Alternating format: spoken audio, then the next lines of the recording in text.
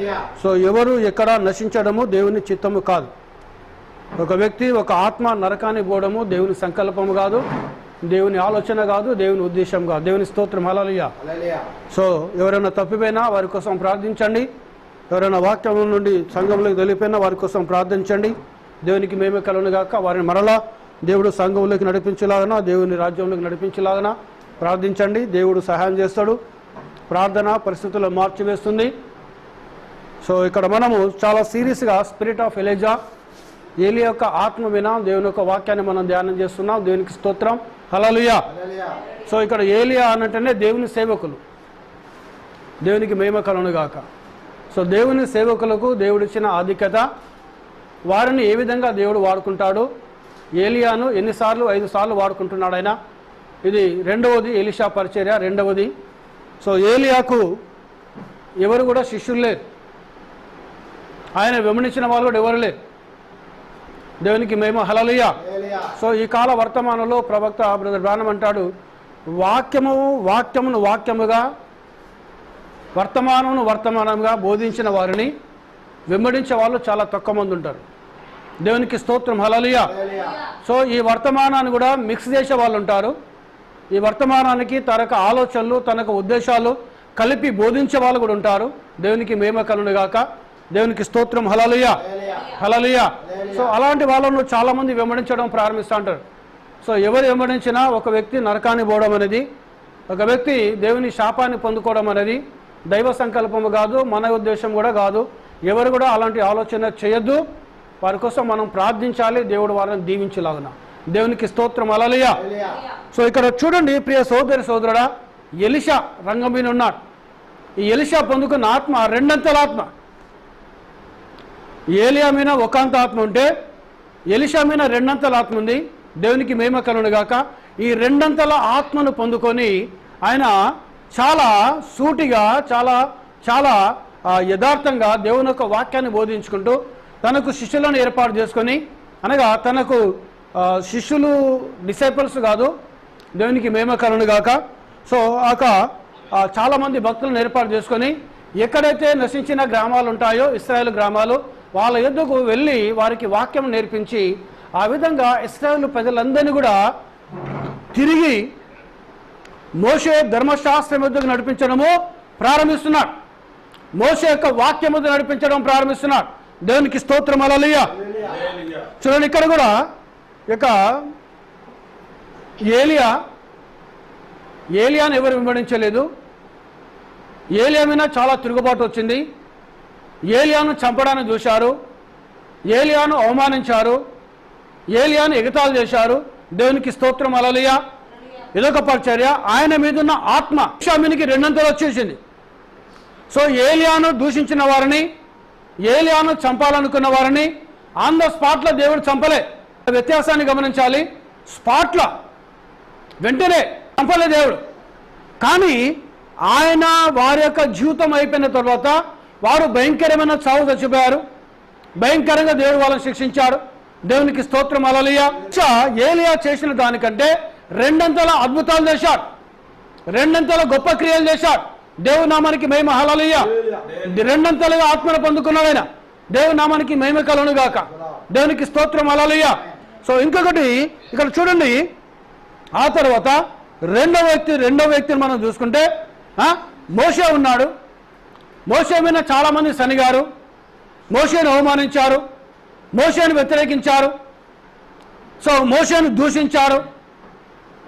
చివరికి మోషే యొక్క అక్క అన్నైన అహరోను మిరియామే మన ఇశ్రాయేలు సమాజంలో, ఇశ్రాయేలు సంఘంలో ఆడవాళ్ళు లేరా, సంఘంలో స్త్రీలు లేరా, అక్క అన్య స్త్రీలను పెళ్లి చేసుకున్నావని మోషే మీద వ్యతిరేకంగా మాట్లాడారు. సో అప్పుడు దేవుడు ఏం చేశాడనగా, మోషేను వ్యతిరేకంగా మాట్లాడినప్పుడు వాళ్ళని శిక్షించలే, చంపలే, వాళ్ళని చంపలేదు ఆయన. అహరోను మిరియామును మోషేను తన గుడారానికి పిలిచాడు. మోషే నా ఇల్లంచంలో నమ్మకమైన సేవకుడు, నమ్మకమైన దాసుడు ఆయన. కాబట్టి నేను అభిషేకించిన నా మోషే వ్యతిరేకంగా, నా సేవకుని వ్యతిరేకంగా మాట్లాడడానికి మీరు ఎందుకు భయపడలేదు అని ఎవరిని గద్దిస్తున్నాడు? సొంత మోషే యొక్క సొంత అక్కను, సొంత అన్నను గద్దిస్తున్నాడు ఆయన. ఏం చేసేది కదా, అహరోనులో పుట్టిన ఆలోచన కాదు, మిరియాములో పుట్టిన ఆలోచన ఇది.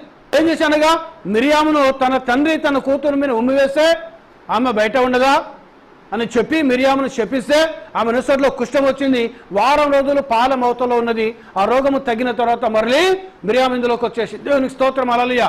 ఇక్కడ గమనించండి, ఇక్కడ కానీ మోషేకు కూడా ఏలియాకు ఏ విధంగా అయితే ఏలియా తర్వాత ఆ పరిచయం కొనసాగించడానికి ఎలీషాను ఏ విధంగా అయితే ఎన్నుకున్నాడో దేవుడు, మోషే ఉన్నప్పుడు మోషే తర్వాత కూడా మోషే కూడా విసిగిపోయాడు.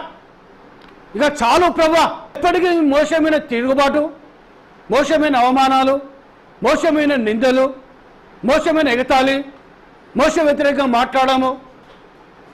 ఐగుప్తులోకి వెళ్ళి స్టార్ట్ చేస్తే కానాను బోర్డర్కి వచ్చారు. అక్కడికి వచ్చేంత వరకు కూడా అదే విధంగా కొనసాగించారు. విసిగిపోయాడు మోషే. ఒక సందర్భం ఉన్నాడు, వీరిని నేను కన్నా నా ప్రభా, వీళ్ళు నా మీద గురగలం ఏంటి ప్రభా, వీళ్ళు నా మీద ఇంతవరకు చాలు ప్రభా, నన్ను తీసేసుకో ప్రభా అని ప్రార్థన చేశాడు ఆయన. ఏలియా ఏ విధంగా ప్రార్థన చేశాడో మోషే కూడా అదే విధంగా ప్రార్థన చేశాడు. అప్పుడు దేవుడు అన్నాడు, నీకు బదులుగా యెహోషువను నేను ప్రవక్తగా ఎన్నుకున్నాను, నీ 2 చేతులు యెహోషువ మీద పెట్టి నువ్వు ప్రార్థన చేయమన్నాడు ఆయన. దేవునికి స్తోత్రం, హల్లెలూయా. యెహోషువను పిలిచాడు, నూను కుమారుడని యెహోషువను పిలిచాడు. మోషే తన 2 వస్త్రములు ఆయన తల మీద పెట్టి ఆయనకు ప్రార్థన చేయటం వల్ల మోషే మీద ఉన్న ఆత్మ యెహోషువ మీదకి దిగొచ్చింది. ఇక్కడ గమనించండి ప్రియ సోదరుడా, ఏలియా మీద ఉన్న ఆత్మ ఏ విధంగా అయితే ఎలీషా మీదకి 2 అంతలు దిగొచ్చిందో, అదేవిధంగా మోషే మీద ఉన్న ఆత్మ కూడా యెహోషువ మీదకి దిగి రావడం ప్రారంభించింది. కానీ యెహోషువకి ఇచ్చిన ఆధిక్యత, యెహోషువకి ఇచ్చిన అధికారం ఏంటంటే, యెహోషువ పుస్తకము 1వ అధ్యాయం 8వ వాక్యంలో మనం చదివితే, నీవు వెళ్ళు మార్గములో నేను నీకు తోడై ఉంటాను, నీకు వ్యతిరేకంగా నిలబడిన ఏ ఆయుధము వర్ధిల్లదు, నేను మోషేకు తోడైనట్లు నీకు నువ్వు తోడైండి నిన్ను దీవిస్తాను అని దేవుడు వాగ్దానం చేశాడు. అంటే యెహోషువకు వ్యతిరేకంగా మాట్లాడితే దేవుడు ఓర్చుకోలేదు. సో ఇక్కడ ఏలియా వ్యతిరేకంగా మాట్లాడితే కొంతకాలం ఓర్చుకున్నాడు. ఆహాబు యెజబెలు చంపడానికి చూశారు. వాళ్ళు దేవుడు తెలుసుకుంటే ఆన్ ద స్పాట్లో ఆహాబును చంపేవాడు, యెజబెలును చంపేవాడు ఆయన.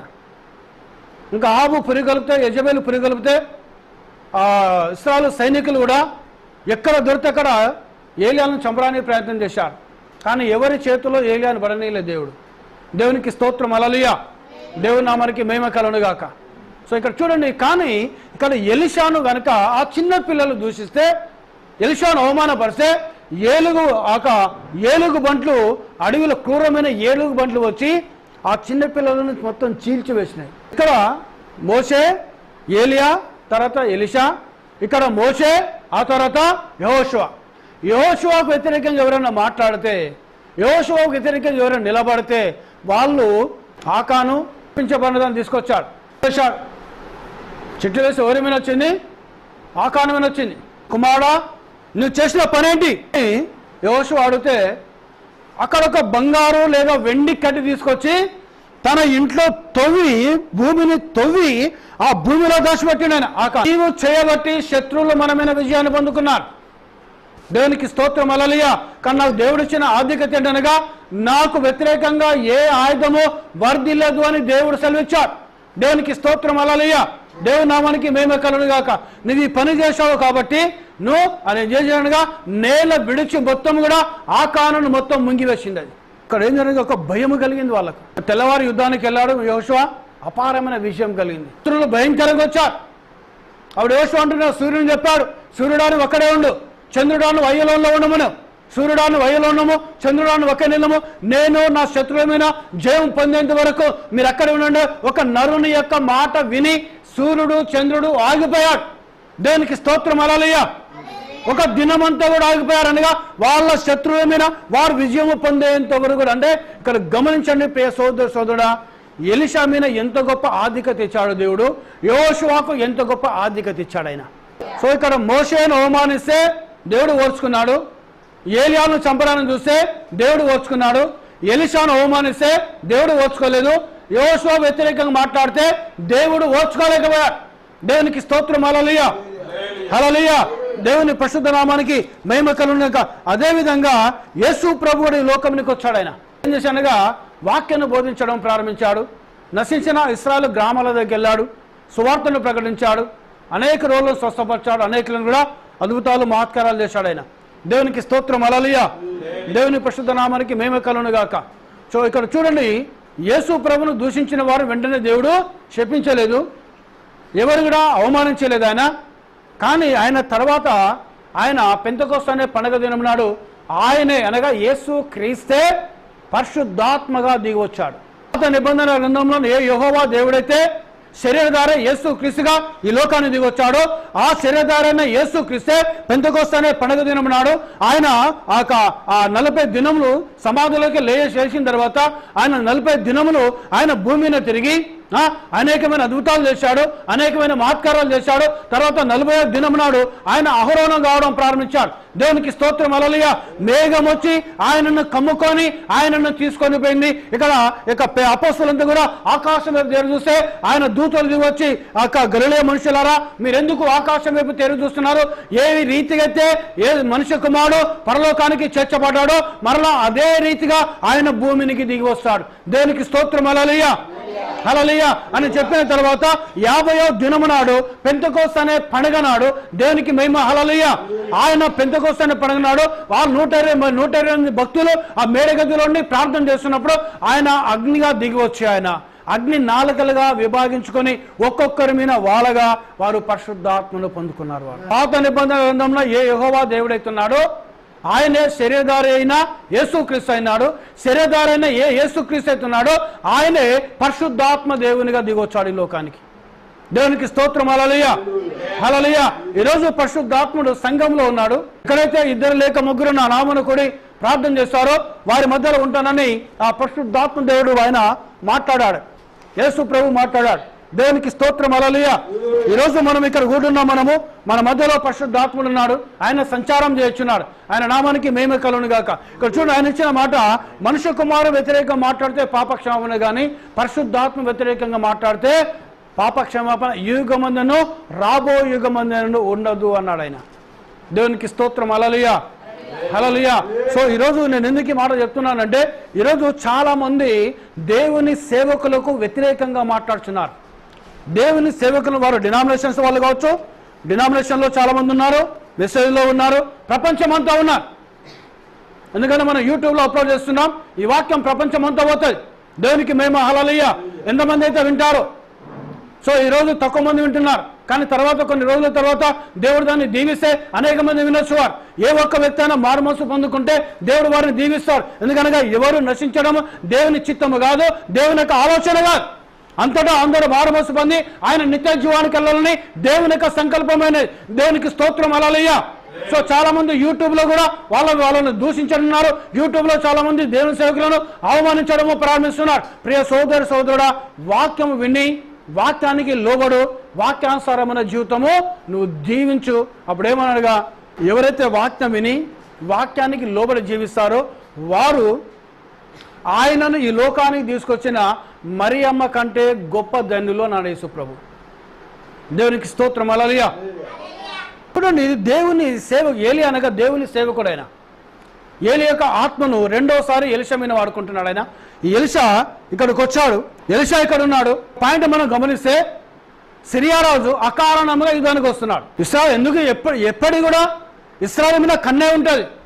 సిరియా రాజుకు సిరియా దేశానికి ఉండొచ్చు, ఫిలిస్తీన్లకు ఉండొచ్చు, అమోరీలకు ఉండొచ్చు, మోయాబీలకు ఉండొచ్చు, హివీలకు ఉండొచ్చు, ఇత్తీలకు ఉండొచ్చు, యెబూసీలకు ఉండొచ్చు, ఐగుప్తీలకు ఉండొచ్చు, చుట్టుపక్కల ఉన్న లెబనాన్ వాళ్ళకు ఉండొచ్చు, చుట్టుపక్కల ఉన్న ప్రతి దేశం యొక్క కన్ను ఇస్రాయల్ దేశం ఉంది. అప్పటి నుండి ఇప్పటి వరకు కూడా అదే విధంగా ఉన్నది. కాలంలోకి వెళ్ళి ఈ కాలం వరకు కూడా, అనగా మోసే ద్వారా ఎప్పుడైతే 11 భాగాలుగా విభజించబడి యెహోషువపై యుద్ధం చేసి అనేక రాజులను జయించి కానాను దేశాన్ని 11 భాగాలు విభజించడం ప్రారంభించి వాళ్ళందరికీ ఇచ్చారు. అక్కడికి వాళ్ళు వెళ్ళి వాళ్ళు తవ్వని బావులు, కట్టని ఇండ్లు, వారు పంటలు, సస్యశ్యామలైన పంటలు, మంచి నీరు, మంచి గ్రోములు దేవుడు దీవించాడు. తొలకరి వర్షం చేత, కడవరి వర్షం చేత ఆ దేశంలో దేవుడు దీవించాడు. సస్యశ్యామలైన అన్ని విషయాల్లో చాలా గొప్ప పంటలు పడినాయి. ప్రతి దాంట్లో టెక్నాలజీ కావచ్చు, దేంటైనా కావచ్చు, దేవుడు దీవించడము ప్రారంభించాడు. దేవునికి స్తోత్రం. హల్లెలూయా. ఇప్పటి కూడా ప్రపంచంలో ఉన్న ప్రతి దేశం యొక్క కన్ను ఇశ్రాయేలు దేశం మీద ఉన్నది. దేవునికి స్తోత్రం. హల్లెలూయా. చూడండి, ఇక్కడ సిరియా రాజు ఒకవేళ ఇశ్రాయేలు దేశాన్ని జయించాలి. ఎందుకు జయించుకోవాలి? కనుక యుద్ధం ఉందా? ఏమైనా వైరం ఉందా? రాజుపై అయిన సిరియా రాజు ఏమన్నా అన్నాడా? ఆయన గురించి ఆయన వ్యతిరేకంగా మాట్లాడిందా? ఆయన భూభాగం ఆక్రమించుకున్నాడా? అనేక పశువులను ఆక్రమించుకున్నాడా? అనేక గొర్రెలను ఆక్రమించుకున్నాడా? ఏ కారణాన్ని బట్టి సిరియా రాజు ఇశ్రాయేలు దేశం యుద్ధానికి వస్తున్నాడు? ఏ కారణం లేదు, కేవలం రాజ్యాకాంక్ష. దేవునికి స్తోత్రం, హల్లెలూయా. దేవునికి మహిమ కలుగును గాక. ఇంకా వాళ్ళని జయించాలి. పురాతన కాలంలో రాజులకు ఒక ఆశ ఉండేది, ఎన్ని దేశాలను జయిస్తే యుద్ధానికి పోతే కొన్ని లక్షల మంది చనిపోతారు, ఆడ ప్రాణ నష్టం జరుగుతుంది. ఏ దేశంకైనా యుద్ధానికి వెళ్తే ఏం జరుగుతుంది? ప్రాణ నష్టం జరుగుతుంది. దేవునికి స్తోత్రం, హల్లెలూయా. సో మనుషులను చంపాలి అక్కడ. ఇక్కడ సిరియా రాజు తన సైన్యం తీసుకొని ఇశ్రాయేలు దేశం మీదకి వస్తున్నాడు. అంటే అమాయకమైన ఇశ్రాయేలు పిల్లలను చంపాలని చూస్తున్నాడు. కానీ దేవునికి స్తోత్రం, అక్కడ ఎవరనగా దేవుని సేవకుడు అక్కడ ఉన్నాడు. ఆయన ఎలీషా అనే దైవజనుడు అక్కడ ఉన్నాడు. ఒకవేళ ఎలీషా అక్కడ యుద్ధంలో ఎలీషాను కూడా చంపొచ్చు, దగ్గర వాక్యం నేర్చుకుంటే ఇజ్రాయెల్ని చంపొచ్చు. అప్పుడే దేశం ఏం చేస్తుండగా ఎలీషా ద్వారా వాక్యంలోకి రావడం ప్రారంభిస్తున్నారు వారు, ఆరాధన రావడం ప్రారంభిస్తున్నారు వారు, దేవుని సన్నిధికి రావడం ప్రారంభిస్తున్నారు వారు, దేవుని కృపను పొందుకోవడము ప్రారంభిస్తున్నారు వారు. ఆ కారణంగా సాతానుగాడు సిరియా దేశపు రాజు ఒక మనసులోకి వెళ్ళి వీరు మరలా దేవుని దగ్గర రావడం ఇష్టం లేదు, వానికి దేవుని ఆరాధించడం వానికి ఇష్టం లేదు, దేవుని మహిపరచడం వానికి ఇష్టం లేదు, దేవుని గణపరచడం వానికి ఇష్టం లేదు. కాబట్టి మరలా యుద్ధం వస్తే మరలా కరువు వస్తుంది, మరలా హత్యలు జరుగుతాయి, రక్తపాతం జరుగుతుంది. మరలా ఇశ్రాయేలుకి మన మనసు దేవుని దగ్గరికి వెళ్ళి సాతాను గారి తిరిగిపోతుందని సాతాను యొక్క పన్నాగం. కాబట్టి వాడు ఎక్కడికి పోయాడు? వాడు సిరియా దేశపు రాజు అయిన ఆ రాజు దగ్గర పోయి ఆయనను ప్రేరేపించడం ప్రారంభించినాడు. మనము ఇశ్రాయేలు దేశానికి యుద్ధానికి వెళ్దాం, ఇశ్రాయేలు దేశాన్ని మనము జయించుదాం. దేవునికి స్తోత్రం. ఆ ఇశ్రాయేలు దేశంలో ఒక దైవజనుడు ఉన్నాడు. ఈయన ఎవరనైనా రెండంతల ఏలియా ఆత్మ పొందుకున్న దైవజనుడు ఈయన ఎలీషా. అయినా దేవునికి స్తోత్రం, హల్లెలూయా. సో పైన నయమాను, ఈ నయమానుడు ఎక్కడోడు? సిరియా దేశపు సైన్యాధ్యక్షుడు ఆయన. దేవునికి స్తోత్రం, హల్లెలూయా. దేవునికి మహిమ కలుగును గాక. సిరియా దేశపు సైన్యాధ్యక్షుడు నయమానుడు దేవుడు ఏం చేశాడు? స్వస్థపరిచాడు. దేవుని పరిశుద్ధ నామానికి మహిమ కలుగును గాక. ఆయనకున్న కుష్ఠరోగమును దేవుడు బాగు చేశాడు. సిరియా యోర్దాను నదిలోకి వెళ్ళి 7 సార్లు మునిగి లేచిన వెంటనే దేవునికి మహిమ, హల్లెలూయా. పసిపిల్ల దేహం వల్ల అయిపోయింది నయమానుది. నయమాను కొంత ధనం తీసుకొచ్చాడు, ఇశ్రాయేలు ఎలీషాకి ఇవ్వడం ప్రారంభించాడు. ఎలీషా అంటున్నాడు, ఎవరి సన్నిధిని నిలబడినాను, ఇశ్రాయేలు దేవుడు నా యెహోవా సాక్షిగా నేను యుద్ధ ఏమీ తీసుకొని అన్నాడు. ఆయన నయమాను ఎంతో ఒత్తిడి చేశాడు, ఎంతో బలవంతం చేశాడు. కానీ ఎలీషా ఎలాంటిది కూడా తీసుకోలేదు. దేవునికి మహిమ, హల్లెలూయా. దేవుని నామానికి ఘనత కలుగును గాక. చూడండి, ఒకవేళ ఇక్కడ కారణం ఏంటంటే ఎందుకు ఎలీషా తీసుకోలేదు? కారణం తెలుసా అండి? ఒకవేళ తీసుకుంటే ఈ నయమాను అన్యుడు కదా, అవునా కదా? నయమాను ఎవరనైనా అన్యుడైనా దేవుని గొప్పతనం చేసుకోలేకపోయేవాడు. 2వ రాజులు 5వ అధ్యాయం 14వ లేఖనానికి వెళ్ళి అతడు పోయి దైవజనుడు చెప్పినట్టు యోర్దాను నదిలో 7 మార్లు మునగగా అతని దేహము పసిపిల్ల దేహం వలనై అతడు శుద్ధుడాయన. ఎలా అయిపోయింది అనేది? దైవజనుని మాట ప్రకారం చేశాడు ఆయన. దేవునికి స్తోత్రం, హల్లెలూయా. సో ఏ విశ్వాస అయితే, ఏ సోదరుడైతే, ఏ కుటుంబం అయితే దైవ సేవకుని మాటకు లోబడి ఆ మాట ప్రకారం చేయడము ప్రారంభిస్తారో వారి కుటుంబాన్ని దేవుడు గొప్పగా దీవిస్తాడు. దేవునికి స్తోత్రం, హల్లెలూయా, హల్లెలూయా. సో ఇక్కడ ఎలీషా ఏం చెప్పిన వెంటనే ఈ నయమాను ఏం చేశాడు? ఎలీషా మీద కోపగించుకున్నాడు. ఆ దైవజనుడు వచ్చి తన చెయ్యిని నా కుష్టమైన ఆడిస్తాడేమో, లేదా నా తల మీద చేపట్టి ప్రార్థిస్తాడేమో. దేవునికి స్తోత్రం, హల్లెలూయా. దేవుని పరిశుద్ధ నామాన్ని మహిమ కలుగును గాక. నూనె రాసి ప్రార్థన చేస్తాడేమో, చేపట్టి ప్రార్థన చేస్తాడేమో, లేదా నిలబడి ప్రార్థన చేస్తాడేమో, నా చేయినిలా ఆట ఆడిచ్చి ప్రార్థన చేస్తాడేమో అని ఈ నయమాను అనుకుంటున్నాడు. ఈయన వచ్చాడు, ఎలీషా వచ్చాడు, చూశాడు, యోర్దాను నదిలోకి వెళ్ళి 7 సార్లు మునిగి లేపో, నీ కుష్ఠం పోతుంది అన్నాడు. దేవునికి స్తోత్రం, హల్లెలూయా, హల్లెలూయా. ఇక్కడ సనుగుతున్నాడు, కోపగించుకున్నాడు. యోర్దాను ఎప్పుడు కూడా మురికి నీరు, మురిగితోడున్న నీరు అది. మా దేశంలో, మా సిరియా దేశంలో, మా దమస్కు పట్టణంలో యోర్దాను కంటే మంచి నదులు లేవా? యోర్దాను కంటే మంచి నీళ్ళు లేవా? నేను అక్కడికి వెళ్ళి స్నానం చేసుకొని శుద్ధుడని కాలేనా అని కోపగించుకొని పోతున్నాడు ఆయన. సో ఆయన దగ్గరున్న ఒక సేవకుడు అన్నాడు, అయ్యా ఆ దైవజనుడు ఏదన్నా గొప్ప పని చేయమంటే చేస్తావా చేయవా అన్నాడు ఆయన. ఇప్పుడు నయమాను ఏమంటున్నాడు? చేస్తానయ్యా అన్నాడు. మరి ఆయన గొప్ప పని చేయమన్నప్పుడు నువ్వు చేస్తానన్నప్పుడు ఆయన చెప్పిన పని నువ్వు చేస్తే నష్టమైంది నీకు? నీవు వెళ్ళి యోర్దాను నదిలో 7 సార్లు మునిగిలేమన్నాడు కదా, దాని ద్వారా నీకు వచ్చే నష్టం ఏంటిది అని అడిగిన వెంటనే ఆయన హృదయం కదిలించబడిన ఆయన తిరిగి వచ్చి యోర్దాను నదిలో లేచాడు. ఇక్కడ చూడండి, 7 అనగా దేవుని యొక్క సంఖ్య సంపూర్ణతో సాదృశ్యమైనది. సంపూర్ణతకు మొదటిసారి మునిగాడు, చూసుకున్నాడు, కుష్ఠం పోలే. రెండోసారి, మూడోసారి, నాలుగోసారి, ఐదోసారి, ఆరోసారి, 7వసారి మునిగి లేచిన వెంటనే పసిపిల్ల దేహము వలె అయిపోయింది ఆయన. చూడండి, దేవుడు ఆ దైవజనుని యొక్క మాటను దేవుడు దీవించాడు. దేవునికి స్తోత్రం, హల్లెలూయా. అందుకే ఈ కాలంలో వచ్చిన ప్రవక్త బ్రదర్ బ్రాన్ అన్నాడు, నీ హృదయపూర్వకంగా గాడ్ బ్లెస్ యూ అని బ్రదర్ అంటే, సిస్టర్ గాడ్ బ్లెస్ యూ అని నువ్వు అంటే, ఒక దైవ సేవకుడు తన హృదయపూర్వకంగా ఒక సహోదరుని పట్టుకొని గాడ్ బ్లెస్ యూ సహోదరు అని చెప్తే దేవుడు ఆమెను దీవిస్తాడు. ఒక సహోదరుని పట్టుకొని గాడ్ బ్లెస్ యూ బ్రదర్ అని చెప్తే దేవుడు ఆ వ్యక్తిని ఆశీర్వదిస్తాడు. దేవునికి స్తోత్రం, హల్లెలూయా. అనగా ఏమంటుంది దైవజనుడు, సహోదరుడా నిన్ను దేవుడు దీవించునుగాక, సహోదరి దేవుడు నిన్ను దీవించునుగాక. దేవునికి స్తోత్రం, హల్లెలూయా. ఈ మాట హృదయపూర్వకంగా కనుక మాట్లాడితే నువ్వు ఏ సమస్యలు ఉన్నా, ఏ కష్టంలో ఉన్నా, ఏ ఇబ్బందులు ఉన్నా, ఏ శోధనలు ఉన్నా దేవుని నిన్ను దీవించడము ప్రారంభిస్తాడు. ఆయన నామానికి మహిమ, హల్లెలూయా. దేవుని ఆశీర్వదిస్తాడు ఆయన. ఎందుకంటే సంఖ్యాకాండంలో చెప్పాడు ఆయన, మీరు దేవులైన మీరు నా నామమును బట్టి వారిని ఆస్వాదించడం వల్ల, నా నామమును బట్టి వారిని దీవించడం వల్ల ఆకాశంలోకి వెళ్ళి పరలోకంలోకి వెళ్ళి మీరు ఎప్పుడైతే వారిని దీవిస్తారో, ఎప్పుడైతే వారిని ఆస్వాదిస్తారో, ఎప్పుడైతే వారు సమాధానం కలుగని చెప్తారో, ఎప్పుడైతే కృప కలుగని చెప్తారో, నేను పరలోకంలోకి వెళ్ళి నేను వారిని మీ మాటలను దీవిస్తాను అన్నాడు ఆయన. దేవునికి స్తోత్రం, హల్లెలూయా. సో కొంతమందికి దీవిస్తాడు అని అంటే కూడా ఎగతాళి మాట అయిపోతావు సోదరులకు. వాళ్ళు ఎంత విశ్వాసాలు దిగజారిపోయారు, వారి హృదయంలో ఎంత దయ్యం ఉన్నది, అక్కడ ఎంత సాతానుగా కూర్చున్నారు వ్యక్తి ఆ సోదరుల హృదయాల్లో. దేవునికి మహిమ, హల్లెలూయా. చూడండి, దేవుని సేవకుడు కనుక దీవిస్తాడు దేవుడు అంటే, దేవుని నువ్వు నిజమైన విశ్వాసం అయితే ఆశీర్వాదాలు పొందుకుంటాను. చూడండి, ఈ ఎలీషా వచ్చాడు. సో మనం ఎలీషా లాంటి వాళ్ళం కాదు. నేను ఎలీషానని చెప్పుకోను. ఈ ప్రపంచంలో ఎవరు కూడా ఎలీషాతో సమానమైన వాళ్ళు ఎవరు లేరు. కానీ ఎలీషా దేవుని సేవిస్తున్నాడో మనము అదే దేవుని సేవిస్తున్నాం. ఎలీషా ఏ దేవుని కలిగి ఉన్నాడో మనం అదే దేవుని కలిగి ఉన్నాం. ఎలీషా ఏ వాక్యం అయితే బోధించాడో ఈరోజు మనం అదే వాక్యం బోధిస్తున్నాం. ఎలీషా ఏ దేవుని అయితే ఆరాధించాడో ఈరోజు మనం అదే దేవుని ఆరాధిస్తున్నాం. ఎలీషా ఏ దేవుని కోసం నిలబడ్డాడో ఈరోజు మనం అదే దేవుని కోసం నిలబడుతున్నాం. దేవుని నామానికి మహిమ, హల్లెలూయా. ఆ దేవుడు ప్రభువైన యేసు క్రీస్తు అయినాడు. ఆయన నిన్న నేడు నిరంతరం అవును యుగ యుగములకైనా ఏకరీతిగా ఉన్న దేవుడైన. దేవునికి స్తోత్రం, హల్లెలూయా, హల్లెలూయా. దేవుని నామానికి మహిమ కలుగును గాక. చూడండి, ఆయన మాట చెప్పాడంతే. ఎలీషాలోకి వచ్చిన మాట వచ్చిన వెంటనే ఆ నయమాను పోయాడు, ఆ మాటకు లోబడ్డాడు, ఆయనకున్న కుష్ఠరోగం పోయింది. వాస్తవమా కాదా? పసిపిల్ల దేహం వల్ల అయింది నయమాను ఒక దేహం.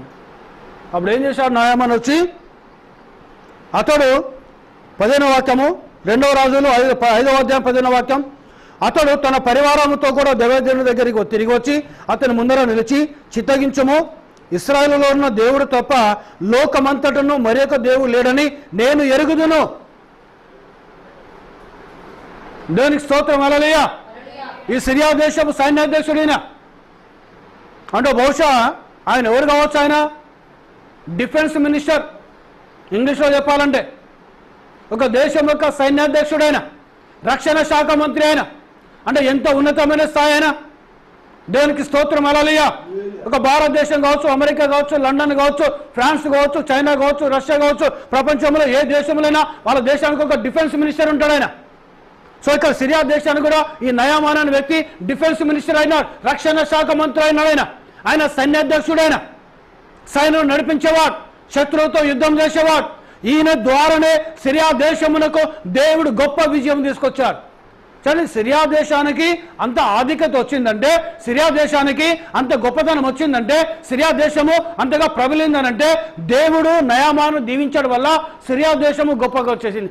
ఈ సిరియా రాజు ఏం చేస్తున్నాడు?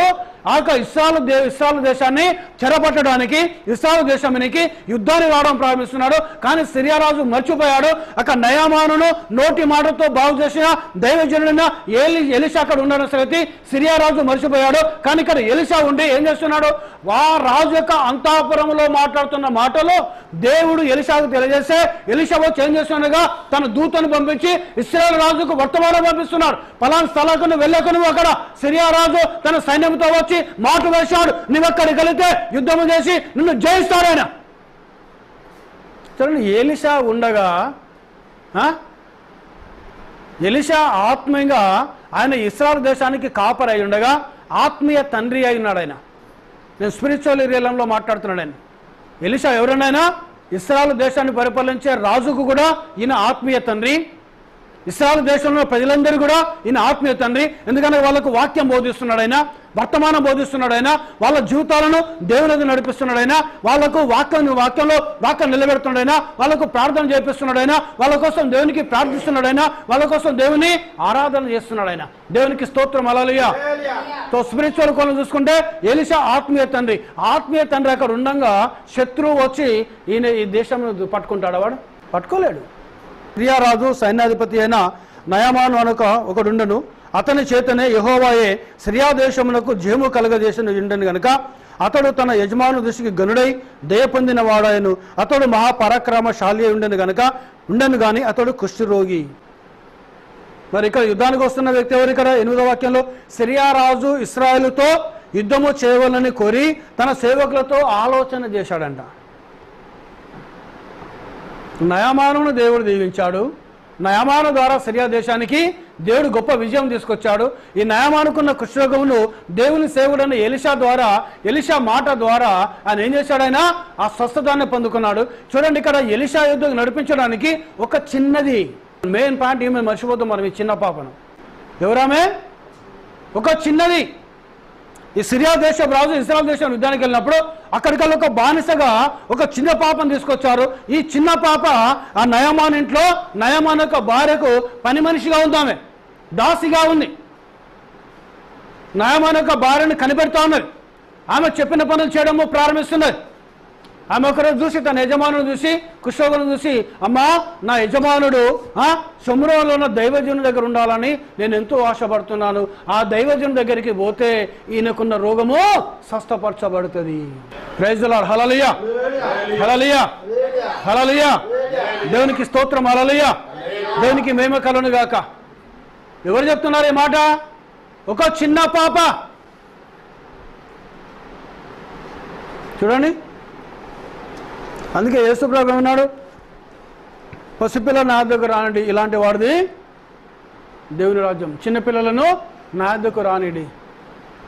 మరి ఈ పసిపాపకి ఎవరు వాక్యం నేర్పించాడు? ఎవరు బోధించారు వాక్యం ఆమెకు?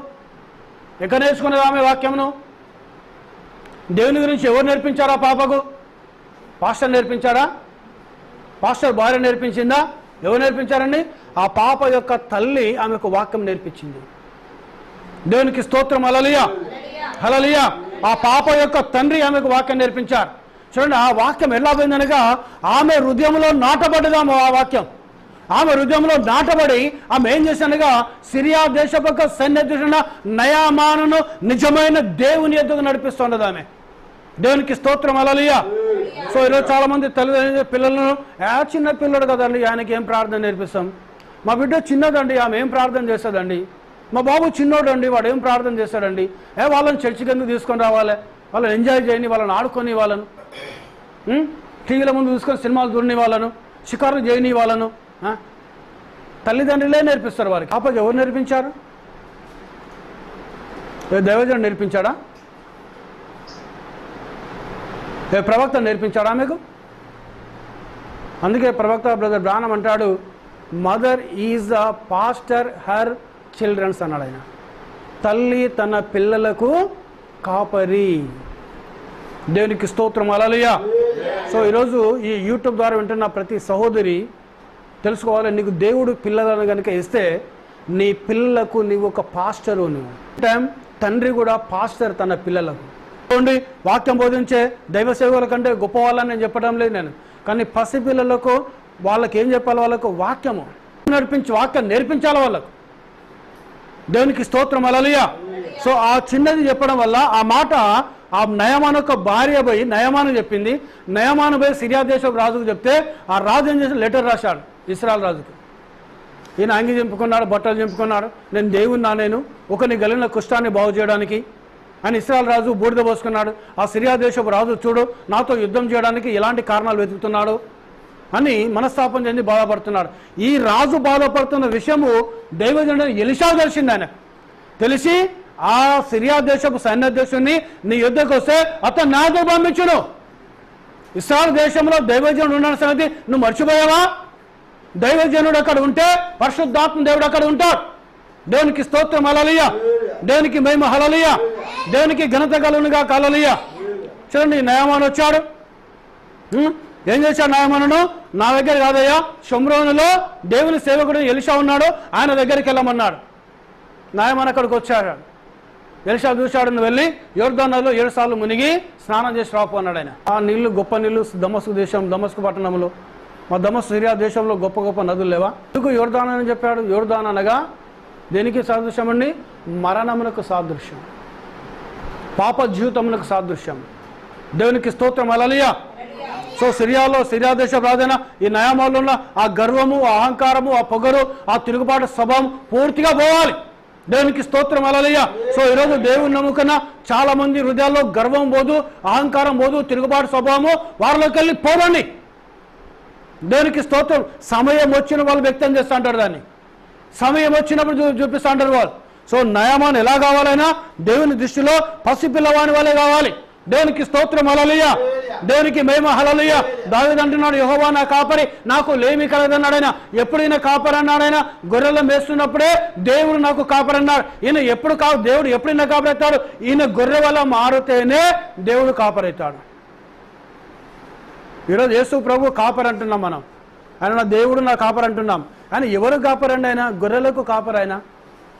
మరి ఈరోజు చాలామంది క్రైస్తవులలో అది ఉందా? గొర్రె స్వభావం ఉందా వారికి? మాట వింటారా చాలామంది క్రైస్తవులు? దేవునికి స్తోత్రం హల్లెలూయా. దేవుని సేవకుని మాట వినరు, దేవుని సేవకుని హానర్ చేయరు వాళ్ళు, దేవుని సేవకునికి మాట చెప్తే లోబడరు వాళ్ళు ఎలా గొర్రెలు అవుతారు?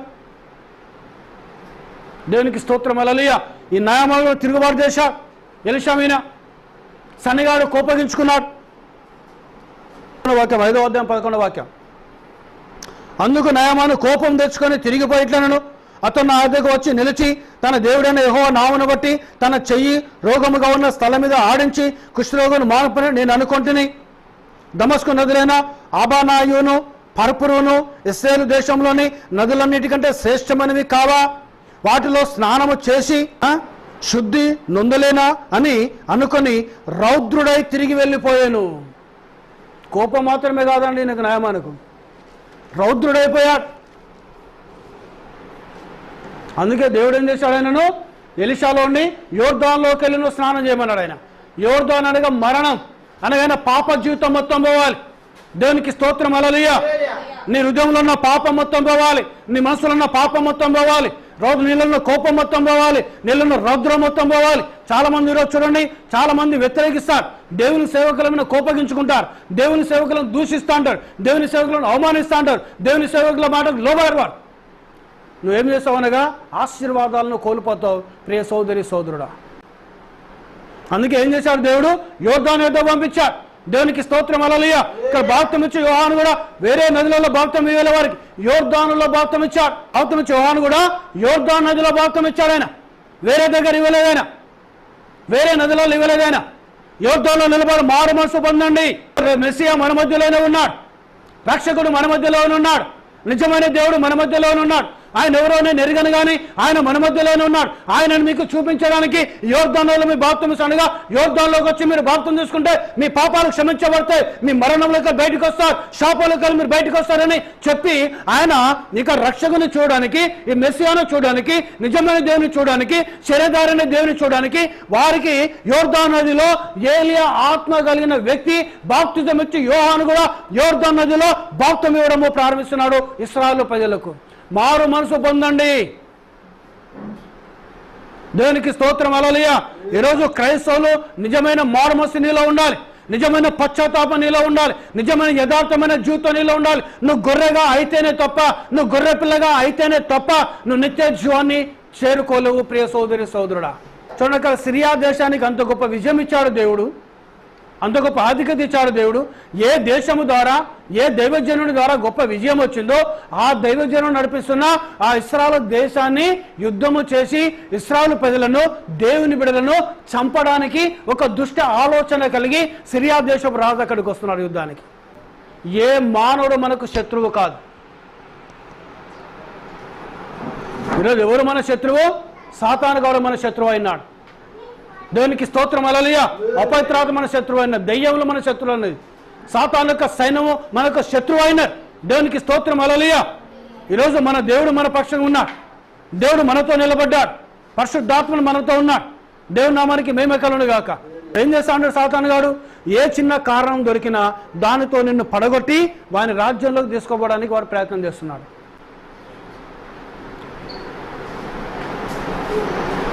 మొదట ఈ వర్తమానం బోధించే దైవ సేవకులు ఎంటబడతాడు.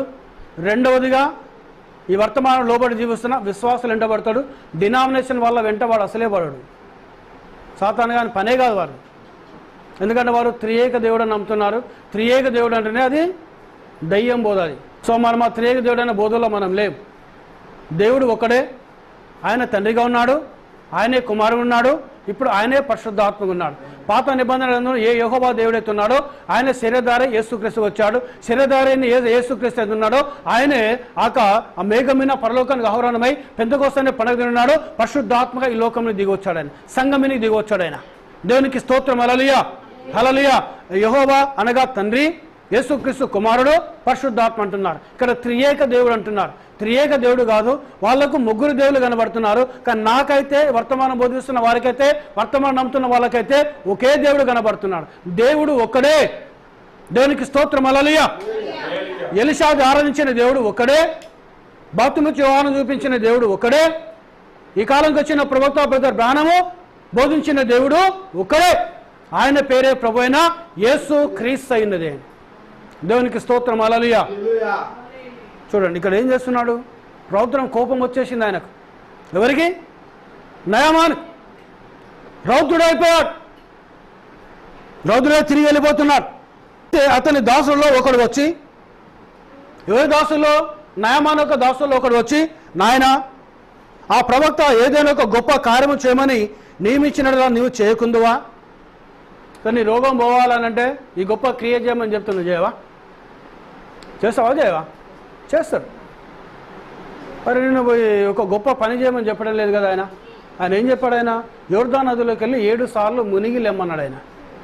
మరి గది చేయడానికి నీకెందుకు బాధ అని ఈ దాసుడు చెప్తున్నాడు. అయితే స్నానము చేసి శుద్ధుడవు కమ్మన మాట దానికంటే మేలు కదా అని చెప్పినప్పుడు అతడు పోయి దైవజనం చెప్పినట్టు యోర్దాను నదిలో 7 మార్లు మునగగా అతని దేహము పసిపిల్ల దేహం వల్లే ఆయను. అతడు శుద్ధుడాయను. దైవజనుడి మాట విన్నాడు, దేవుడు దీవించాడు. మీ యూట్యూబ్ ద్వారా వింటున్న బిడలారా, దేవుని బిడలారా, మీ దైవజనుడి మాట వినండి, దేవుడు మిమ్మల్ని దీవిస్తాడు. మీ పాస్టర్ మీద కోపగించుకోకండి. యూట్యూబ్ ద్వారా ప్రపంచంలో చాలామంది వినొచ్చు. దేవుడు దీవిస్తే ఈ వర్తమానాలను దేవునికి మహిమ కలుగును గాక. అనేక మంది బిడ్డలు వినొచ్చు. ఎవరు విన్నా కానీ మీ పాస్టర్ను గౌరవించండి. ఎందుకనగా ఆయన దేవుని సేవకుడు. ఆయన తప్పు చేశాడా, ఆయన గురించి దేవుడే ఆయనను అడుగుతాడు. దేవుడే ఆయనకు లెక్క అప్పగించుకోవాలి. దేవునికి స్తోత్రం. ఆయనను మీరు పరిశీలుగా ఉండకండి.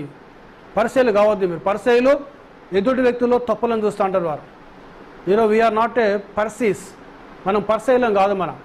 మనం ఏంటి? మనము పరిసేయుడు వచ్చాడు, శుంకరి వచ్చాడు. శుంకరి వల్లే మనం ఉండాలి. మనం మందిరంలోకి వచ్చామంటే మన గురించి మనం చూసుకొని, మన తప్పులు దేవుని దగ్గర పెట్టుకొని, మన పాపాలు దేవుని దగ్గర పెట్టుకొని, దేవుని కృపను పొందుకొని, దేవుని దీవెనలు పొందుకొని, దేవుని ఆశీర్వాదాలు పొందుకొని, దేవుని యొక్క నిత్య జీవానికి మనము వారసులము కావాలి. మనం ఒక్కవారిని చూస్తే నీ విశ్వాసం కింగిపోతుంది.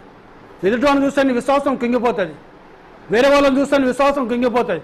దేవునికి స్తోత్రం. హల్లెలూయా. నువ్వు దేవుని మందిరంకి వచ్చావా, దేవుని సన్నిధికి వచ్చావా, దేవుని చూడు. ప్రవక్త అంటా లుకింగ్ అంటూ జీసస్ అని వర్తమానంలో నువ్వు యేసును చూడును, మనుషులను చూడొద్దును. దేవునికి స్తోత్రం. హల్లెలూయా. నీతోటి నా విశ్వాసం చూడొద్దును. దేవునికి మహిమ కలుగును గాక. హల్లెలూయా. నీతోటి నా పాస్టర్ యొక్క వ్యక్తిగత జీవితాన్ని కూడా చూడగను. ఆయన బోధించే బోధ వాక్యానుసారం అయితే ఆ వాక్యాన్ని లోబడి జీవించు, దేవుని నిన్ను దీవిస్తాడు. నేను దేవునికి స్తోత్రం. హల్లెలూయా. సో ఇక్కడ పోయాడు, శుద్ధుడయ్యాడు. టాలెంట్ అంటే నాకు ఇంగ్లీష్ బైబిల్లో కూడా దాని అర్థం దొరకలే. నాకు డాక్టర్ స్కోఫీల్డ్ బైబిల్ను చదివాను నేను. అందులో చూస్తే డాక్టర్ స్కోఫీల్డ్ గారు దాని గురించి ఏం వ్యాఖ్యానించలేదు ఆయన. తెలుగు బైబిల్లో 2 మనుగుల వెండి, అది ఎంత ధనమో మనకు తెలియదు. మనకు 10 జతల బట్టలు, ఇంకా గోధుమలు, ధాన్యములు అన్నీ పట్టుకొచ్చాడు. రథాలు వచ్చేసి ఒక సైన్యాధిపతి మామూలు వస్తాడని, ఒక మామూలు చీఫ్ మినిస్టర్ వస్తేనే 30-40 వాహనాలు ఉంటాయంటే ఇక్కడ. మరి సిరియా దేశపు సైన్యాధ్యక్షుడు ఆయన, రథాల మీద బండ్ల మీద అనేకమైన ధాన్యం పట్టుకొచ్చాడు ఆయన. ఇదంతా తీసుకోయా అంటున్నాడు ఎలిషా దగ్గర పెట్టి అంటున్నాడు.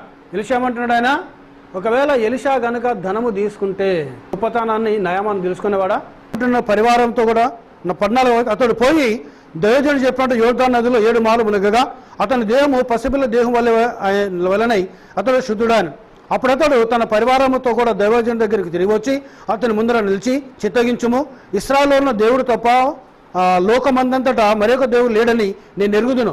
ఇప్పుడు నీవు నీ దాసుడవైన నా యొద్ద బహుమానము తీసుకొనవలసినదని అతనితో చెప్పగా, ఎలీషా, ఎవని సన్నిధిని నిలబడి ఉన్నానో ఇశ్రాయేలు దేవుడైన యెహోవా జీవము తోడు నేనేమీ తీసుకోనను అని చెప్పాను. ఆయన చెప్పడానికి కారణం ఉంది. ఏంటిదా కారణము? ఎలీషా మీద రౌద్రుడయ్యాడు, ఎలీషా మీద కోపం తెచ్చుకున్నాడు. అవునా కదా? అంతేనాని నయమాన్ ఏం చేశాడైనా? ఎలీషా మీద కోపం తెచ్చుకున్నాడు, ఎలీషా మీద రౌద్రుడయ్యాడు. ఇప్పుడు ఏమవునే? ఆ ధనం తీసుకుంటే నేను డబ్బు ఇచ్చినా స్వస్థత కొనుక్కున్నాను. నేను ధనం ఇచ్చాను, దేవుని ఆశీర్వాదాన్ని నేను కొనుక్కున్నాను. నేను అక్కడికి ఆగిపోయేవాడు నయమాన్. సో ఎందుకే ఎలీషా ఏం చేశాడు? ఆయన ఇచ్చే ధనము నేను తీసుకోలే. ఇంకా కింది చదువుకుంటూ వస్తే మనం నేనేమి తీసుకోనని చెప్పాను. నయమాను అతను ఎంతో బతిమాలను, అతడు ఒప్పకపోయాను. ఈయన ఇంతమంది శిష్యులకు అన్నం పెడతాను కదా ఎలీషా, ఎక్కడికి వచ్చింది మరి ఆహారం? ఆయన చాలామంది 100 కొద్ది శిష్యులు వచ్చారు ఎలీషా దగ్గరికి. ఎక్కడికి ఆహారం వచ్చింది? ఆయనకు తీసుకొచ్చి ఆయనకి ఇస్తే వాళ్ళకు భోజనం పెడుతున్నాడు ఎలీషా. దేవునికి స్తోత్రం, హల్లెలూయా. కానీ నయమాన్ దగ్గర తీసుకుంటాడు. ఎందుకు తీసుకుంటలేడు ఆయన? కారణం ఉంది. దేవునికి స్తోత్రం, హల్లెలూయా. సంపూర్ణమైన మారు మనసు నయమానులో రావాలి. అందుకే ఎలీషా నయమాను దగ్గర ఏమీ తీసుకోవటం లేదు. అతడు ఒప్పకపోయాను. 10వ వాక్యం, అతడు యెహోవాకు తప్ప దహన బలి అయినను మరి ఏ బలను ఇతరమైన దేవతలకు నేనికను అర్పింపను. అప్పుడు అంటున్నాడు ఆయన. అస్సలే తీసుకోవాలి ఎలీషా. ఇంతమంది 100 మంది దగ్గర భోజనం చేస్తానయ్యా, ఈ ధనం తీసుకున్న వాళ్ళు భోజనం పెట్టాయా, ఇవాళ బట్టలు వాళ్ళకు, ఇంకా ఏమైనా కావాలంటే ఇంకా నేను పంపిస్తానే అని ఎలీషాను ఎంతో బతిలాడాడు. కానీ ఎలీషా తీసుకోవటం లేదు. దేవునికి స్తోత్రం, హల్లెలూయా. దేవుని నామానికి మహిమ కలుగును గాక. అప్పుడు తీసుకోకపోతే అప్పుడు ఏమొస్తుంది ఈయనకు? ఈయనలో నయమాన్ లోపల, నేను యెహోవాకు తప్ప మరి ఏ దేవునికి కూడా నేను ప్రార్థన చెయ్యను, యెహోవాను తప్ప మరి ఏ దేవుని కూడా నేను మొక్కను.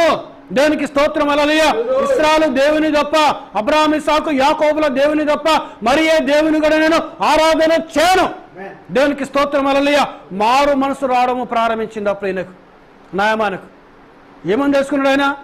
ఒకవేళ ఎలీషా గనుక ధనము తీసుకుంటే, ఎలీషా గనుక డబ్బు తీసుకుంటే, ఎలీషా గనుక ద్రవ్యం తీసుకుంటే, ఎలీషా గనుక వెండి తీసుకుంటే, ఎలీషా గనుకుంటే బట్టలు తీసుకుంటే అది తప్పు కాదు, అది తప్పే కాదు. కానీ ఈయనలో ఏం రావాలి?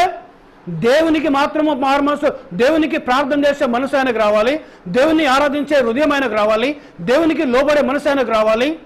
దేవునికి స్తోత్రం, హల్లెలూయా. దేవుని ఆరాధించే మనసు ఆయనకు రావాలి, ఆయనలో మార్పు రావాలి. సేమ్ యాజ్ ఇట్ ఈజ్ ఎలా కనబడుతుంది? జక్కయ్య ఇంటికి వెళ్ళాడు యేసయ్య, అవునాని? ఇదే కనబడుతుందా లేదా? జక్కయ్య సుంకపు గుత్తదారి. ఆయనకున్న పేరేంటనగా ఈజ్ ఎ ట్యాక్స్ కలెక్టర్. ఆయన పాపాత్ముడైన, అన్యాయంగా డబ్బులు వసూలు చేసేవాడు ఆయన జక్కయ్య. కానీ యేసు ప్రభు జక్కయ్య ఇంటికి వెళ్ళాడు. సేమ్ యాస్టీజ్ అదే కనబడుతుంది ఇక్కడ. భోజనం చేయమన్నాడు, భోజనం చేయలే యేసయ్య. జక్కయ్య యేసయ్య జక్కయ్య ఇంటికి పోయిన వెంటనే జక్కయ్య ఏమంటున్నాడు, ప్రభువా అసలు ఆయన మార్పు, ఆ జక్కయ్యలో మారు మనసు వచ్చేసింది, ఆయనకు మార్పు వచ్చేసింది ఆయనకు. అక్కడ ఆ ఎరుకో పట్టణస్తులు అందరూ అంటున్నారు, ఈయన జక్కయ్య పాపాత్ముడు ఇంటికి వెళ్ళిపోతున్నాడు. ఆయన ఆ జక్కయ్య ట్యాక్స్ కలెక్టర్ అయినా, సుంకపు గుత్తాదారుడైనా, అన్యాయంగా డబ్బులు వసూలు చేసేవాడైనా ఆయన దగ్గరికి వెళ్తున్నాడు. ఈయన ఈ ఎరుకో పట్టణంలో చాలా మంది పెద్దవాళ్ళు లేరా, ధనవంతులు లేరా, ఆయన భక్తిపరులు వారు లేరా, ఈయనకు ప్రార్థించేవారు లేరా, ఈయన ఆరాధించేవారు లేరా, లేక లేవీలు లేరా, ఇక్కడ ప్రధాన యాజకులు లేరా? మరి వాళ్ళ ఇళ్ళకి వెళ్ళక ఈ జక్క ఇంటికి వెళ్తున్నాడు. ఈయన ఎప్పుడు కూడా వెళ్తున్నాడు, పాపాత్ముల దగ్గరికి వెళ్తున్నాడని యేసు ప్రభువును దూషించడం ప్రారంభించారు. వాళ్ళు ఎన్ని దూషించినా ఆయన చేసే పని ఆయన చేస్తున్నాడు. ఆయన ఇంటికి వెళ్ళాడు. జక్క ఏం చేస్తాడు? యేసు ప్రభు తన ఇంట్లో తెచ్చుకున్న వెంటనే ఏమంటున్నాడు? జక్క ఎవని నా ఉన్న ఆస్తిలో సగము బీదలకు పంచిపెడతావు ప్రభా, నేను ఎవరిని దాన్ని అన్యాయంగా తీసుకుంటే 4 వంతుల అతనికి తిరిగి నేను చెల్లిస్తాను ప్రభా అన్నాడు ఆయన. దేవునికి స్తోత్రం. హల్లెలూయా. ఈ మాటలు జక్కయ్య నోట్లేకల్లో వచ్చిన వెంటనే యేసు ప్రభు అంటూ ఏమనంటున్నాడు? ఇతడున్న అబ్రహాము కుమారుడే, నేడు ఈ ఇంటికి రక్షణ వచ్చినది. ముందు కనలే యేసు ప్రభు జక్కయ్య గురించి అన్నాడని అనలేదాయన, అనలేదాయన. ఆయన మనసులో మార్పు రావాలి, జక్కయ్య హృదయంలో మార్పు రావాలి. దేవునికి స్తోత్రం. హల్లెలూయా. ఈరోజు చాలా మంది క్రైస్తవులు మారుమనసులని క్రైస్తవులు ఉన్నారు. క్రైస్తవులు కాదండి, పాస్టర్లు కూడా మారుమనసులని చాలా మంది పాస్టర్లు ఉన్నారు. దేవునికి స్తోత్రం. హల్లెలూయా. చాలా మంది దైవజనులు మారుమనసు లేని వాళ్ళు ఉన్నారు. వారి కడిపే వారికి దేవుడు అయినాడు.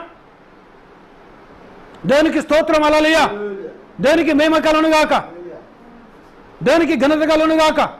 సో ఒక నిజమైన దేవుని సేవకుడు, దేవుని మీద ఆధారపడిన దైవ సేవకుడు ఎవరు కూడా మనుషులను సంతోషపెట్టే వాక్యము బోధించాడండి. ఆయన ఎవరిని సంతోషపెట్టాలి? పరిశుద్ధాత్మని సంతోషపెట్టాలి. పరిశుద్ధాత్ముడు కనుక మనం చెప్పే వాక్యం ద్వారా సంతోషపడితే సంఘం ఆటోమేటిక్గా దీవించబడుతుంది. దేవునికి స్తోత్రం. హల్లెలూయా. దేవునికి మహిమ కలుగును గాక. హల్లెలూయా. దేవుడు దీవించును గాక. దేవునికి స్తోత్రం. హల్లెలూయా. సో ఇక్కడ చూడండి, జక్కయ్య అన్నాడు, అప్పుడు అన్నాడు, నేడు ఇంటికి రక్షణ వచ్చున్నది. అప్పుడు యేసు ప్రభు వెళ్ళి ఆ ఇంట్లో భోజనము చేయడం ప్రారంభిస్తున్నాడు. ఆయన ఈరోజు జక్కయ్య లాంటి క్రైస్తవులు ఉన్నారండి లోకమైన? జక్కయ్య లాంటి విశ్వాసులు ఉన్నారండి లోకమైన? ఎంత అవినీతి పరులు ఉన్నారు క్రైస్తవులు, ఎంత లంచగొండలు ఉన్నారు క్రైస్తవులు, ఎంత దోపిడీదారులు ఉన్నారు క్రైస్తవులు. భార్య ఉండగా వేరే స్త్రీతోటి అక్ర సంబంధం పెట్టుకునే భర్తలు ఎంతమంది ఉన్నారు క్రైస్తవులు. దేవునికి స్తోత్రం. హల్లెలూయా. నీతి లేని క్రైస్తవులు ఉన్నారు సమాజంలో.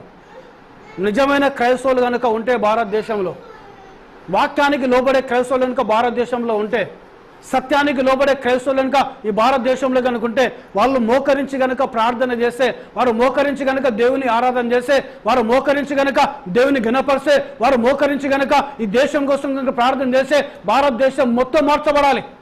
దేవునికి స్తోత్రం. హల్లెలూయా. ఈ పాటికి ఎప్పుడో మార్చబడాలి. సో ఈరోజు క్రైస్తవులకు ఏం లేదండి, విశ్వాసులు అదే విధంగా ఉన్నారు, పాస్టర్లు అదే విధంగా ఉన్నారు, వాక్యం బోధించే వాళ్ళు కూడా అదే విధంగా ఉన్నారు. దేవునికి స్తోత్రం. హల్లెలూయా. దేవునికి మహిమ కలుగును గాక. నువ్వు నిజంగా దేవుని వాక్యం మీద ఆధారపడితే, ఎలీషా లాంటి ఆత్మ నీలో ఉంటే, బాప్తిస్మా యోహాను లాంటి ఆత్మ నీలో ఉంటే, జక్కయ్య లాంటి ఆత్మ నీలో ఉంటే, అపోస్తలుడైన పౌలు లాంటి ఆత్మ నీలో ఉంటే, మోషే లాంటి ఆత్మ నీలో ఉంటే, లేదా ఆ మేడగదిలో ఉన్న 120 మంది విశ్వాసులున్న ఆత్మ నీలో గనుక ఉండేది ఉంటే, యేసునకు కలిగిన మనసు మీరును కలిగి ఉండండి. అలాంటి మనసు గనుక నీలో గనుక ఉంటే నువ్వు ప్రార్థన చేస్తే దేవుడు ఎందుకు దీవించాడండి? అలాంటి మనసు ఉందా నీ లోపల? నీ కుటుంబం ఎందుకు మార్చబడదు? నీ బంధువులు ఎందుకు మార్చబడరు? నీ స్నేహితులు ఎందుకు మార్చబడరు? నీ ప్రజలు ఎందుకు మార్చబడరు? నీ గ్రామం ఎందుకు మార్చబడదు? నీ పట్టణం ఎందుకు మార్చబడదు? ఎందుకు మార్చబడదు నీ పట్టణం? నీ జిల్లా ఎందుకు మార్చబడదు? నీ రాష్ట్రం ఎందుకు మార్చబడదు? నీ దేశం ఎందుకు మార్చబడదు? దేవునికి స్తోత్రం. హల్లెలూయా.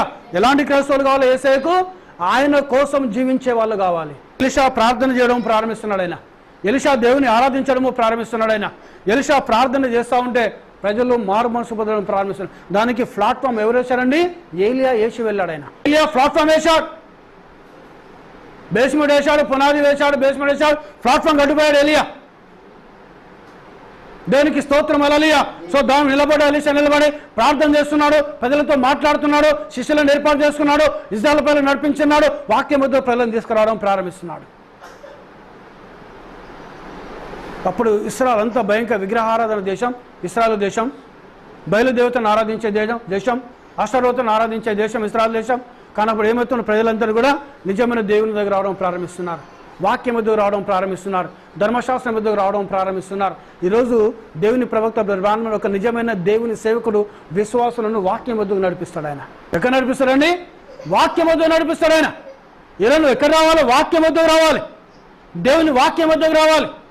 పిట్టకథలు కాదు, జోకులు కాదు, సరసోక్తులు కాదు, తమాషాలు కాదు పులిపిడి మీకలు చేసేది.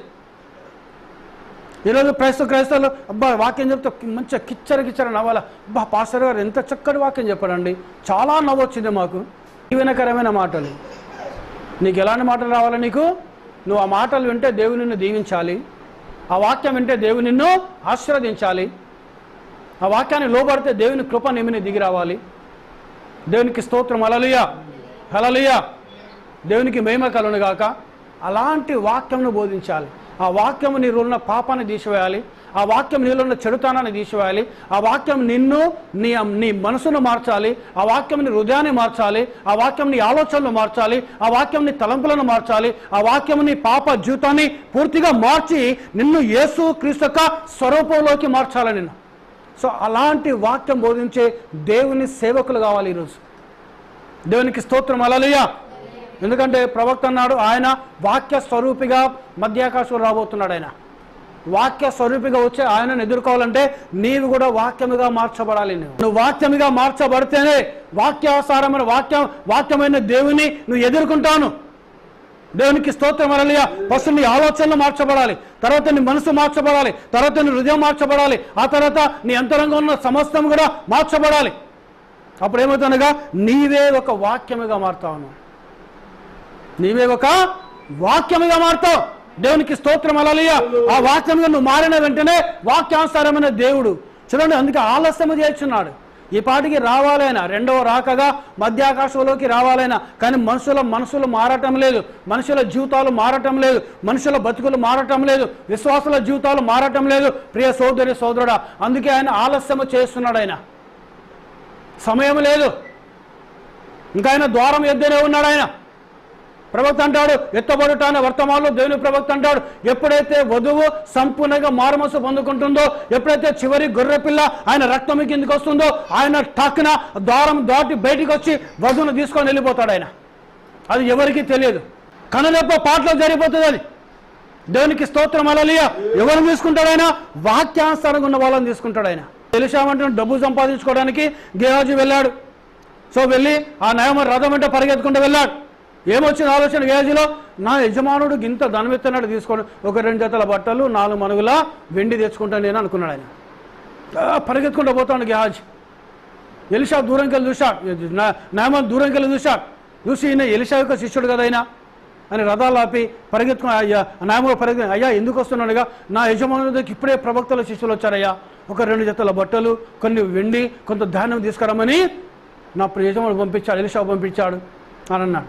నాయమని అన్నాడు, 2 జతలు కాదు, ఇంకో కొంచెం ఎక్కువ జతలు తీసుకో, ఇంకా ఎక్కువ వెండి తీసుకో, ఇంకా ధాన్యం తీసుకొని రథాల మీద పంపించి బండ్ల మీద పంపిస్తే ఎలీషా నాయమని ఏం చేశాను, గేహాజీ ఏం చేయనగా ఆ ద్వారం మీద రాకుండానే పక్కకెళ్ళి వేరే దారి గుంటా మొత్తం ఆయన ఉన్న ఇల్లు నింపేసుకున్నాడు. ఆయన నింపేసుకొని ఏమి ఎరగనట్టుగా వచ్చి ఎలీషా ముందు నిలబడ్డాడు.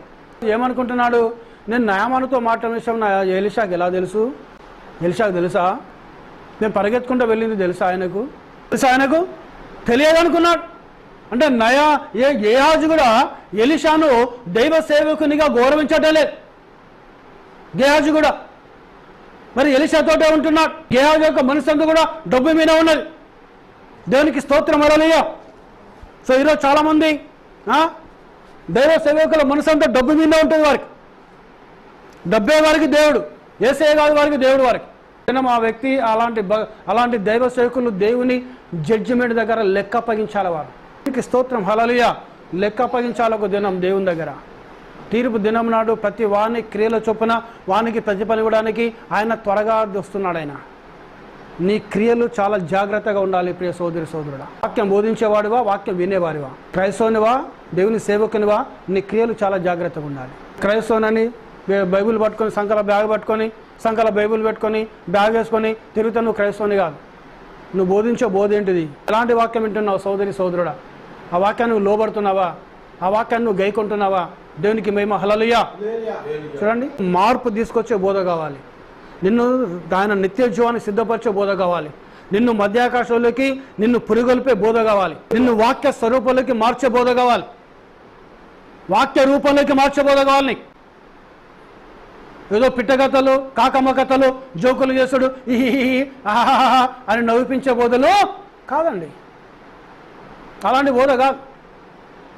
ఆ బోధ బోధిస్తే నీకు నిత్య జీవం లేదు. నీకు పరిశుద్ధాత్మ దేవుడు మన మధ్యలో ఉన్నాడు. ఆయన సో ఈరోజు నేను బోధించే మాట కూడా రికార్డ్ అవుతుంది. నేను కూడా ఈరోజు మాట్లాడుతున్న ప్రతి మాటకు యేసయ్య జడ్జిమెంట్ దగ్గర లెక్క అప్పగించాలని నేను ఏమాత్రం తప్పు బోధించినా, ఏ ఒక్క మాట కూడా అబద్ధం నేను బోధించినా, ప్రియ సోదరుడా, వాక్యంలో లేనిది కనుక నేనేమైనా బోధించినా నన్ను కూడా నా కాళ్ళు చేతుల్లో కట్టి నన్ను కూడా నరకంలో వేసిపడేస్తాడు దేవుడు. ఎవడు దేవునికి గురువు కాదు. నేనైనా నువ్వైనా ఈ భూమి మీద ఎవరైనా. ప్రియ సోదరుడా, దేవుని స్తోత్రం, హల్లెలూయా. దేవుని నామానికి మహిమ కలుగునుగాక. చూడండి ఆయన ఏమంటున్నాడు, ఇక నయమాన్ ఏమంటున్నాడు 17వ వాక్యంలో, నేను ఆరాధన చేస్తానని దేవునికి అంటున్నాడు. 18వ వాక్యంలో, నా యజమానుడు ఒకటకు రిమ్మోను గుడిలో చొచ్చి నా చేతి మీద ఆనుకొనినప్పుడు నేను రిమ్మోను గుడిలో నమస్కారం చేసినట్లా రిమ్మోను గుడిలో నేను నమస్కారం చేసే సంగతి గురించి యెహోవా నీ దాసుడైనా నన్ను క్షమించునుగాక. అంటే ఏం చేస్తున్నాడు? ఇక వాళ్ళ దేవత అంటే రిమ్మోను అనే దేవత. సిరియా దేశం యొక్క దేవత రిమ్మోను గుడిలోకి వెళ్ళి ఈ నయమాను మొక్కటోడు.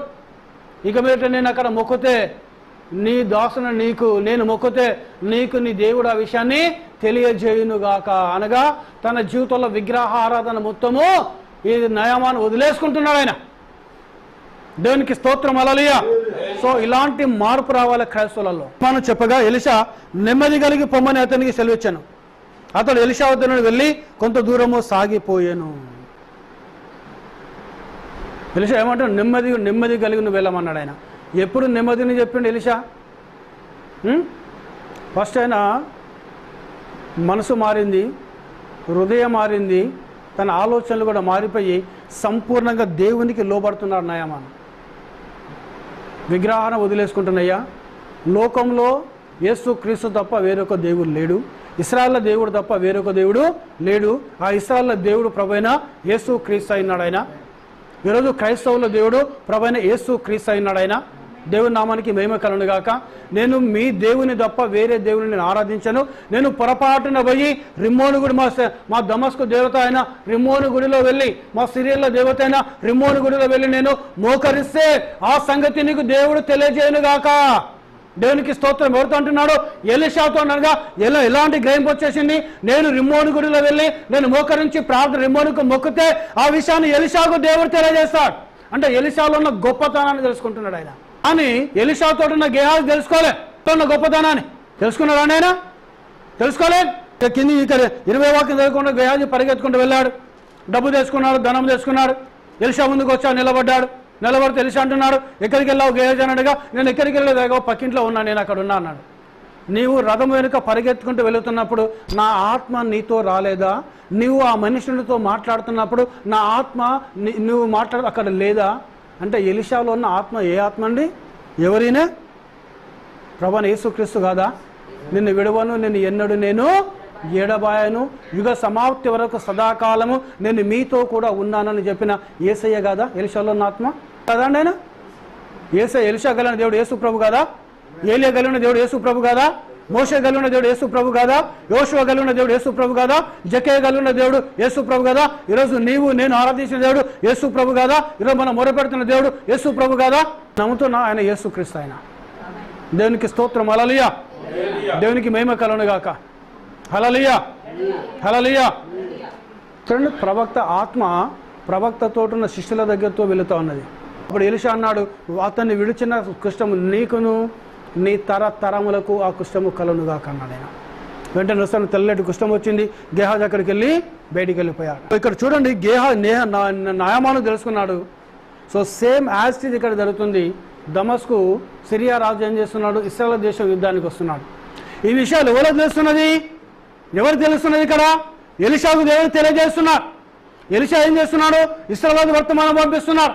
నువ్వు పలానా స్థలానికి వెళ్ళకు. నీవు అక్కడ సిరియా దేశపు రాజు యుద్ధానికి వచ్చి పంక్తులు నిల్చున్నాడు. అక్కడ బడబడ మాట్లాడేటోళ్ళు యథార్థంగా ఉంటారు వాళ్ళు. కానీ వచ్చిన బాధ యథార్థవాది లోక విరోధి. యథార్థంగా మాట్లాడటం ఎవరు ప్రేమించారు. లోకమంతా వ్యతిరేకం ఉంటుంది వాళ్ళకి.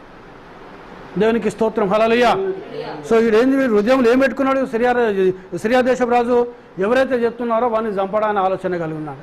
అప్పుడు ఆయన తోట ఎవరిక్కడికి ఎవరు వర్తమానం చెప్పడం లేదయ్యా, కానీ అక్కడ ఒక దైవజనుడు ఉన్నాడు. మనము మీరు మీ అంతరంగపురంలో మాట్లాడుతున్న మాటలు ఆ దైవజనునికి తన దేవుడు తెలియజేసే ఆ దైవజనుడు ఇశ్రాయేలు రాజు వర్తమానం పంపటం వల్ల ఆ విధంగా జరుగుతుంది అని అంటే వీని ఆలోచన ఏంటిది? తన పరివారంలో ఎవడైతే చెబుతాడో వారిని చంపాలనుకున్నాడు. కాబట్టి ఆయన పరివారంలో చెప్పేటోడు ఎవరు లేడు. కాబట్టి ఎవరున్నారు ఇక్కడ? ఎలీషా ఉన్నాడు. కాబట్టి అతడు ఎక్కడుంటాడో అతన్ని బంధించడానికి అతడున్న స్థలం వెతికి చూసి రాపో అన్నాడు. అతడు ఎక్కడ? దోతాన్లో ఉన్నాడు ఆయన. అతను ఏం చేశాడు? ఇశ్రాయేలు దేశాన్ని మీద యుద్ధానికి వస్తలేడు సిరియా దేశపు రాజు. ఎక్కడికి వస్తున్నాడు ఆయన? ఎలీషా దగ్గరికి వస్తున్నాడు. ఎలీషాను బంధించి తీసుకొని పోవడానికి వస్తున్నాడు. దేవునికి స్తోత్రం. హల్లెలూయా.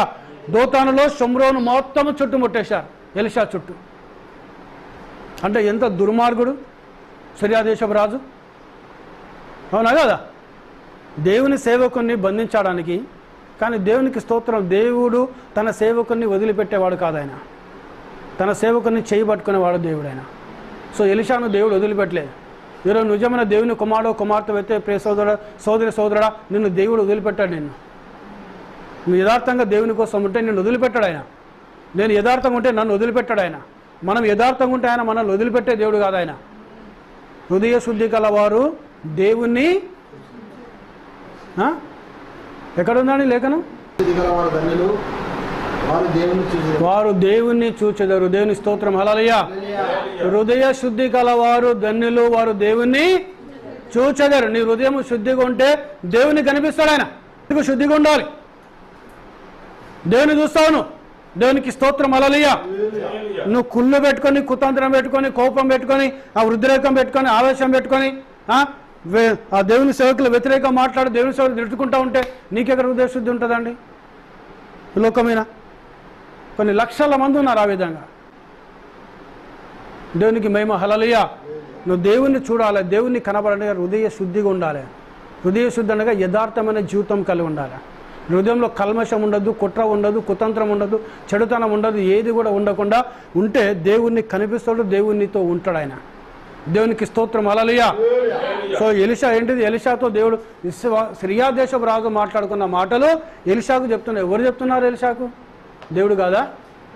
అవునా కాదా? అవసరమా కాదా? ఎలీషా పోయి ఎక్కడ పోయి చూసేస్తుండ ఆయన? దేవుడు చెప్తున్నాడు. దేవునికి స్తోత్రం. హల్లెలూయా. దేవునికి మహిమ కలుగును గాక.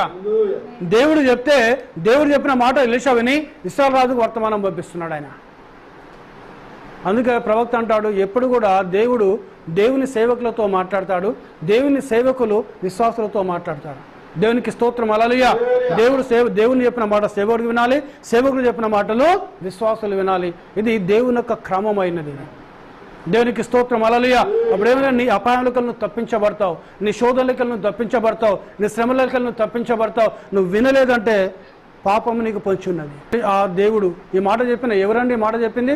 మత్తయి సువార్త 4వ అధ్యాయం లేఖనం 5:8. మత్తయి సువార్త 5:8. ఈ లేఖనం చెప్పిన వ్యక్తి ఎవరైనా యేసు ప్రభు కాదా? ఈరోజు మన దేవుడు యేసు ప్రభు కాదా? మరి యేసు ప్రభు ఎంత యథార్థంగా ఉన్నాడు ఆయన? ఎలీషా ఇక్కడ ఉంటే సిరియా దేశము కొన్ని వందల కిలోమీటర్ల దూరంలో మాట్లాడుకున్న మాటలను దేవుడు ఎలీషాకు తెలియజేస్తున్నాడు. ఎలీషా ఇశ్రాయేలు రాజుకు చెప్తే ఎలీషా మాటకు లోబడితే ఇశ్రాయేలు రాజు ఆపాయకులు తప్పించబడుతున్నాడు. ఆయన ఇప్పుడు ఎవరి ద్వారా మాట్లాడుతున్నాడు? ఆయన ఇక్కడ డైరెక్ట్ వచ్చి ఇశ్రాయేలు దేశ రాజుతో మాట్లాడుతున్నాడు దేవుడు. అందుకే నువ్వు ఎంత ధనవంతుని, కోటీశ్వరుని కావచ్చు, నువ్వు ఎంత చదువుకునే కావచ్చు, నీతో డైరెక్ట్ దేవుడు ఒక విశ్వాసంతో దేవుడు మాట్లాడాడు. ఆయన ఎప్పుడు కూడా దేవుని సేవకునితో మాట్లాడతాడు, సేవకుని ద్వారా నీతో మాట్లాడతాడు దేవుడు. ఇది దేవుడు పెట్టిన క్రమం. ఇది దేవునికి మహిమ. హల్లెలూయా. అందుకే హృదయ శుద్ధి కలవారు ధన్యులు, వారు దేవుణ్ణి చూసెదరు.